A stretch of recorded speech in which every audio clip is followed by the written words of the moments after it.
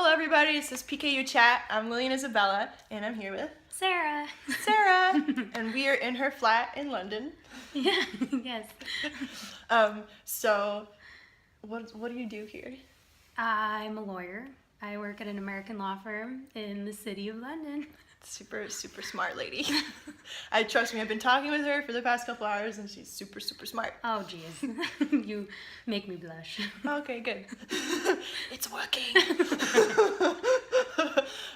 So I'm just gonna talk to Sarah a little bit about your experience with PKU and any advice that you have to give to other people who have PKU or parents out there who might be like struggling with understanding what it is and all that kind of stuff.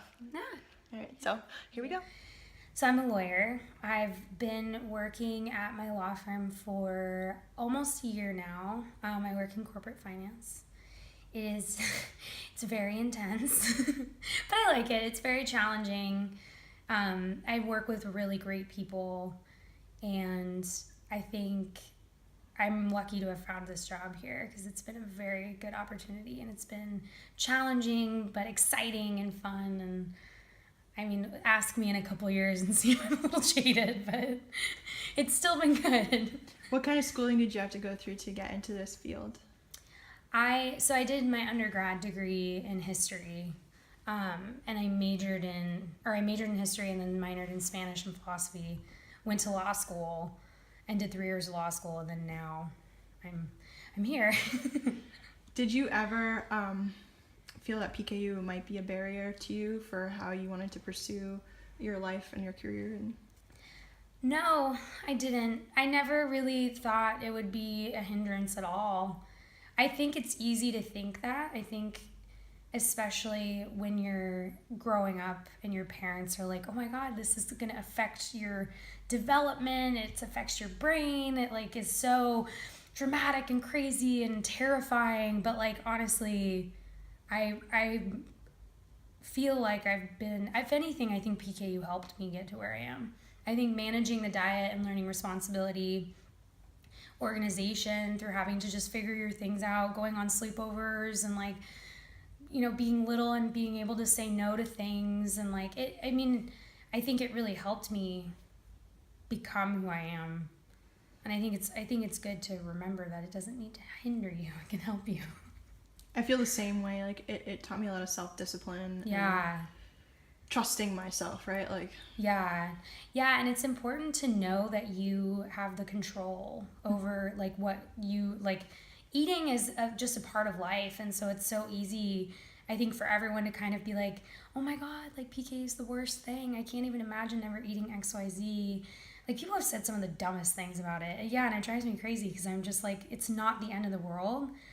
And especially now it's so much easier, but like growing up and being able to go to these things and kind of be like, you know, I can't eat this, and that's, you know, that's that. It now I think has just really helped me with my job, even like being able to like really have a lot of discipline and be able to organize and be responsible. And I feel like I learned it a lot quicker than I think I normally would have. So what advice would you give to a kid or who has PKU, or a parent who might have a new child with PKU who's like feeling stressed or like not sure they can handle it, and you know, that kind of worry? I would say try to stay positive and know that it's not the end of the world, that every day is a new day.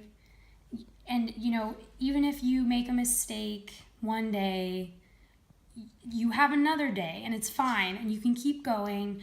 I just think it is important to remind yourself that this is for you and it's good for you if it's the kid, but if it's the parents are so important in the development of a child with PKU, because I think seeing your parents dealing with it and how you interact with it and your attitude towards it will really affect how the kid will grow up with it. I think I was very fortunate in that my parents were very positive, tried really hard to make me feel like I wasn't different. This wasn't like something that I should see as a horrible, bad thing, that it was just kind of part of my life, part of me. You know, we're dealing with it, and that's that.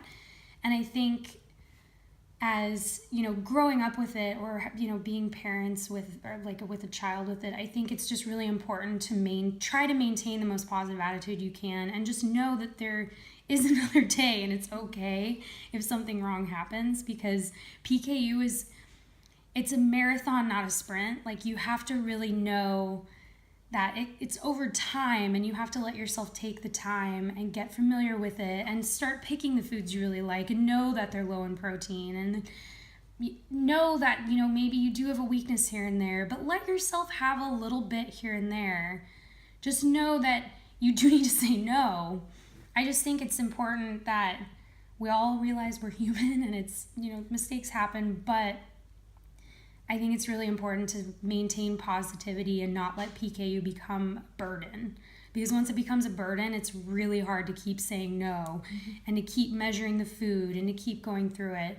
If you just work it into life and just accept it as part of your natural routine and your natural habits and everything, it just makes it so much easier.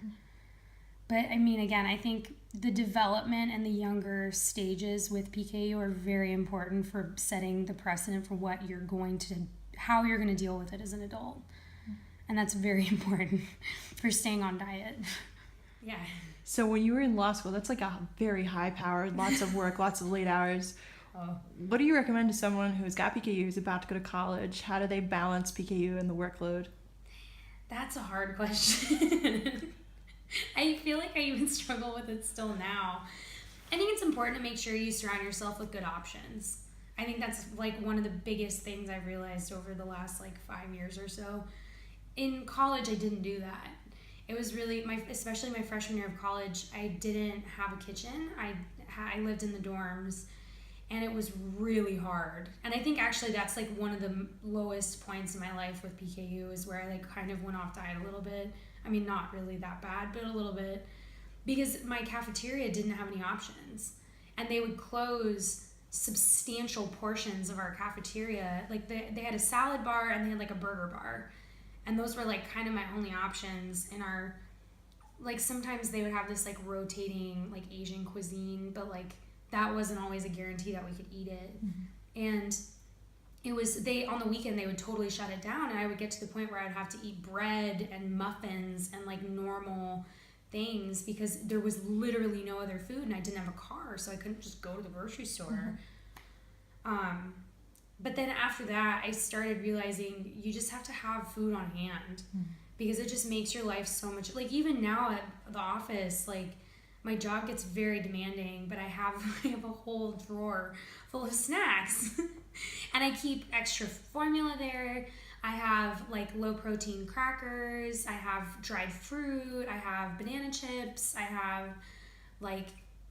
little energy bars from different companies. I try to have a lot of, and I try to bring fruit and carrot sticks and celery and stuff to the office and leave in the fridge, just so that if I do get hungry and I'm working super late and I don't maybe have time to get lunch, or whatever reason, I'm still eating and I'm still having healthy choices.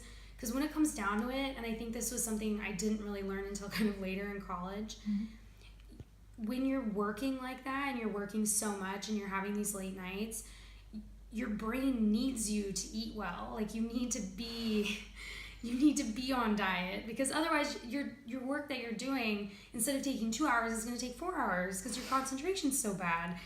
And that's something I realize now, and with my work, is that if I'm off diet, if I'm a little bit off, if I've been eating bad, I can totally tell, and it totally is everything takes twice as long. And people might not notice it as much, but if you start eating more stricter on diet, you'll notice that your concentration and your ability to study, or your ability to do anything, is just better. Yeah, your ability to do it, and your happiness level while you're doing it. Oh yeah, your anxiety and stress while studying or working or whatever is just better, because you're just taking care of yourself, and your mind will function better. Just overall. What inspired you to create the Instagram page for Conquering PKU? A lot of people are posting on Instagram, but I just wanted to share what I eat. I had a really good meal, And I was so inspired because I was like, oh, this is so great. Like, this new restaurant has this, like, very PKU friendly meal. And of course, I made, like, mental note to go back there. But I was like, why not share with other people? Like, when I go to restaurants or when I cook at home and, like, all these things, why not share so that other people have other ideas? Because there's so many different types of cuisine that you would never think of unless you either like had it before, you like knew someone, or somehow managed to like Google some sort of like weird recipe. I think it's just hard, especially with our diet, to branch out. I just wanted to be able to like share what I eat and like share how I've been coping with my like very restrictive amount of protein. What is the amount of protein that you can have per day? I have about 5 to 8 grams. Give or take, it depends. I'm usually pretty good about staying below the 8 grams. Okay, so we're gonna try these ice cream sticks. What are they called? What are we doing? Swedish glacé, I think. Swedish glacé, and they have glaze. I don't know. glaze. They have 0.5 grams of protein in one Less of them. than 0.5. Less than 0.5. Okay. So here goes. Cheers. Cheers. Okay. It was good. This is kind of The amazing. vanilla ice cream is really good. Yeah. I don't really taste the chocolate, though. I tasted a tiny bit. But the vanilla ice I cream. don't think it's actually chocolate. I think it's like carob or something. Confession. I've never had ice cream before. I've only had sorbet. Really? Yeah. You've never had like this before? No. So growing up, they used to make mocha mix. You never had that? Mm-mm. So mocha mix was what you would put in your coffee, kind of. Okay. But it was a little bit more similar to milk, and so This is really good. there was like an old school. I know it's ice cream. You should have more of it. I have a whole thing. Oh God. They used to have growing up. They had like they started making ice cream, but my parents would use it to cook like mashed potatoes and like stuff like that because it was like milk. Wow. But it was a little bit too. It was like this. Okay. Yeah, this But is it sweet. tastes It's like good for this. dessert. London is spoiling me.